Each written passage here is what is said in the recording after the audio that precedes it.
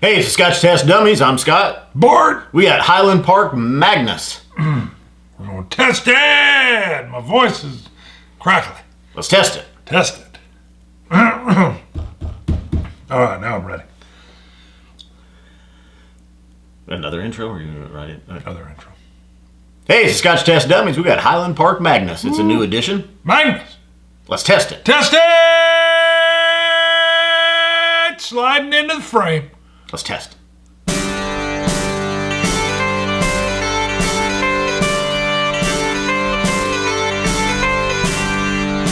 We're in. First of all, I'm letting you know this is like old retro shirt from the first year. This shirt, what is it? Bingo, baby. That's right. Bingo. And we're moving into colder months. It's chilly outside. And during our live show, what are we talking about? Christmas movies? Some people like Die Hard around Christmas. What do I like? Christmas Story. Ralphie, little B-17 hat. So I'm bringing it out. Now, you did give me like a little like when you saw it, you're like, whatever. I'll guarantee you by the end of the review, you're going to be wiping your forehead. You're going to say, this is hot. Hot, because it's not really cold in here. Right. Yeah, it's not chilly in here. So, but look at that. One of those need to like be sticking Bring it up. I know. But throw it up there. Throw it up and get a little something weird going. I can't hear as well. It's either the age or the flaps. Mm-hmm. But it does feel comfortable. Both. I like it. This is how I hang out. Anytime you can feel Ringo coming on is good. So, Scotch God shout out. Scotch God shout out. Comes from Twitter this week. Don McClure at the Walleye Killer. Love the McClure. And it's Walleye_Killer. Wow. He sent us a photo of one of our coins.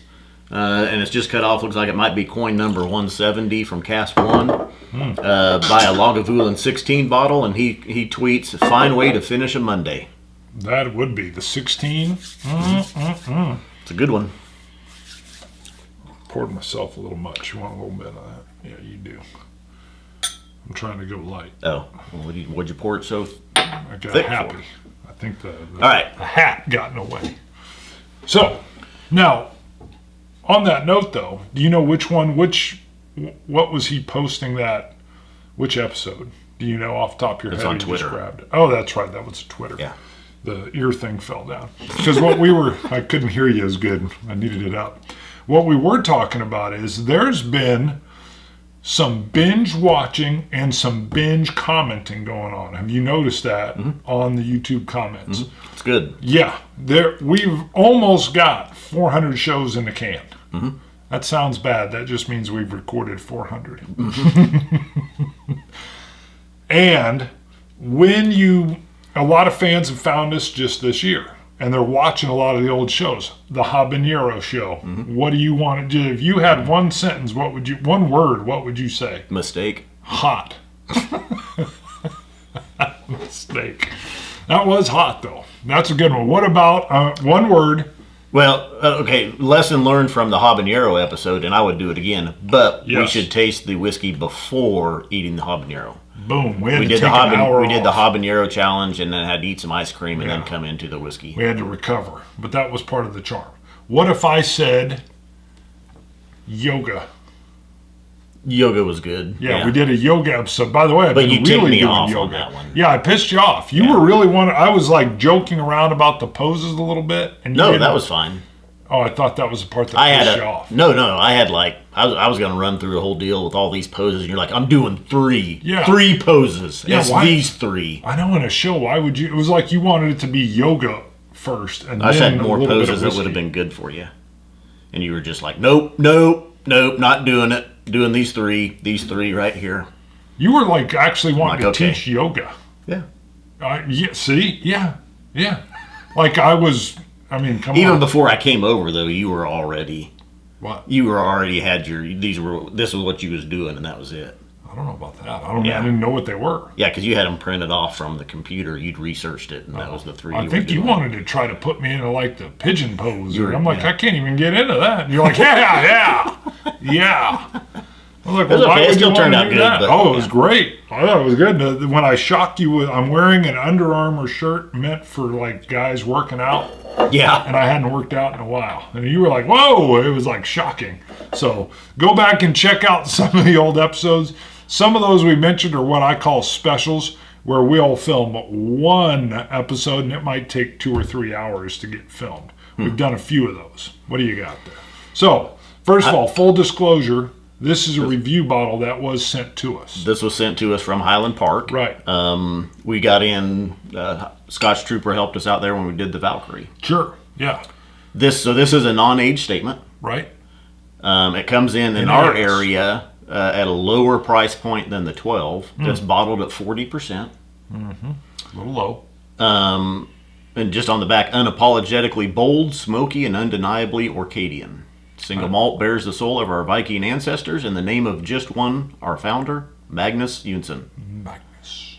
I love that. I should have named Bo Magnus Brunson. Now, I know we're going to get a lot of questions. Okay. About this compared to the 12.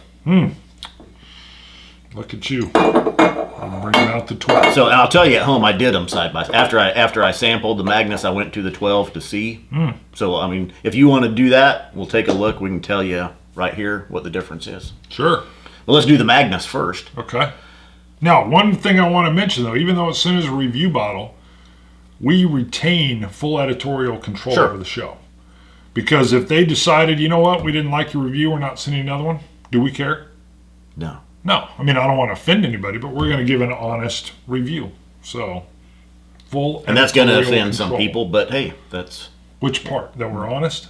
That we received a bottle for review. Yeah. I don't know why. You know, I do board game reviews. Oh, I snuck it in. Some people will think that we won't be able to give an honest review since it's a bottle that was sent to us. Sure. Okay. I'll tell you, though, right when I cracked the bottle, it had a good nose to it. I got lemon cakes, vanilla, and brine. Yeah. The brine was what surprised me a little bit. I don't get any peat smoke at all. And what did I say as soon as I opened it up? You saw me as I nosed it the first time. You said, "Wow, very floral." Yeah, floral, and I get like a candy sweetness coming off of it. But it really did climb up out of the glass. A very, very slight peat with the brine. I can't not pick much. that out.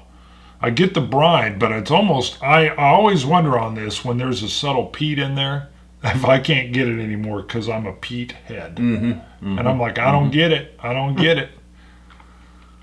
Because we've tried some other subtle peats, and I like to be slapped in the face with the peat moss. Initial nose and palate, I thought, very bourbon cask influence. The vanillas and the citrus coming out. See, I get the citrus, the candy. I looked, and it is a bourbon cask. Yeah. Good for you. I would not have said that.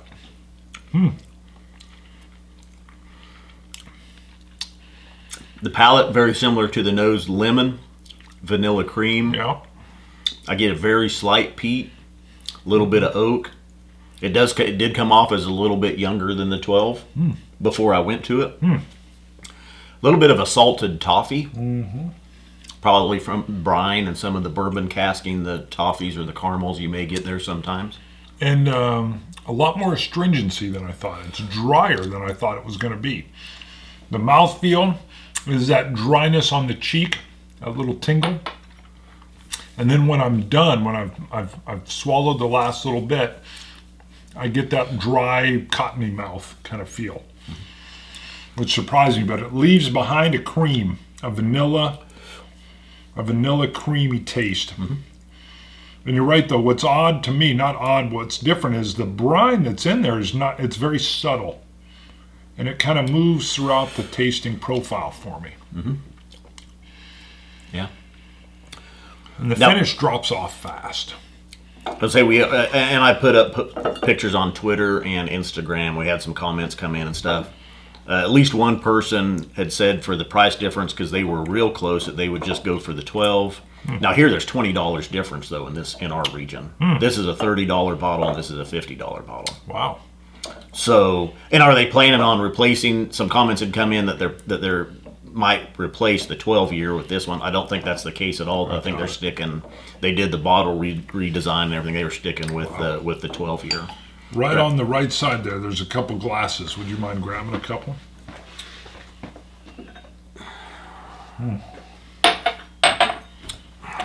Because I definitely want to go head to head. So the 12-year is 43%. Okay. And the only reason I thought to grab it was because we'd had some questions and comments come in as well about the 12-year-old. That's smart. About it compared to the 12. And I even thought at home, let's take a look at them. Is it hot there? No. They're, to me, before I even go back into the 12 at home when I did this, they're pretty darn close. They're pretty similar. I think you do get a little bit more of the age on the 12, but other than that, some of the same notes, that slight peat, the citruses, and the vanillas. Let's see, and this bottle a little bit hotter, 43% compared to 40% on the Magnus. Mm-hmm. Yeah. Very similar. Get a little bit more of like a wintergreen, a touch of oak. That lemon's still in there. I think maybe the Magnus has a little bit more of the brine to it.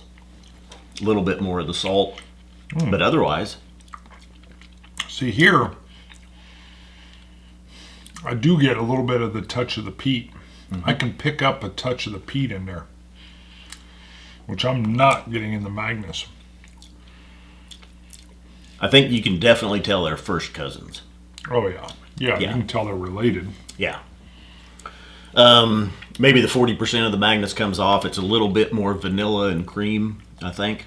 A little bit more of the brine. The 12 is a little bit more solid, a little bit more full, a little bit more oak. Not as dry. Yeah, there's more oak flavor in there. I actually thought they were going to be much more distinct and different. You're right. They're closer than I you would have just asked me. I would have said no. I know. That's what I say.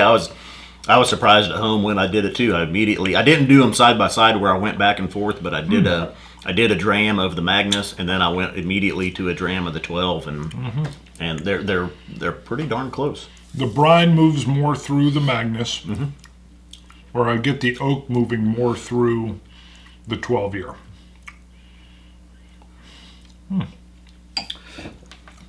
Pleasant little tingle at the end of the Magnus there. That's interesting. And I think that's probably the assumption a lot of people would have, is that the 12 would stand head and shoulders above it. I mean, I think it is better, but I don't know that it's that much. Well, they're both light, lemon, crisp. Yeah, a little bit more depth to the 12. That's interesting. That's an interesting little impromptu versus. You got all kinds of notes written on there. I did have. I'm going with an 87 on the Magnus. You putting a plus or minus on it? No. All right, mine's at an 86 just because it finishes off sharp, still solid. The brine is throughout there. I don't get the peat. It's flavorful. I don't lean toward the dry, the dry wine kind of astringency as much. See, I don't get the astringency. I think maybe something's on your palate. Could be the hat. Could be. The sweat glands are soaking it up. Yeah, took it out.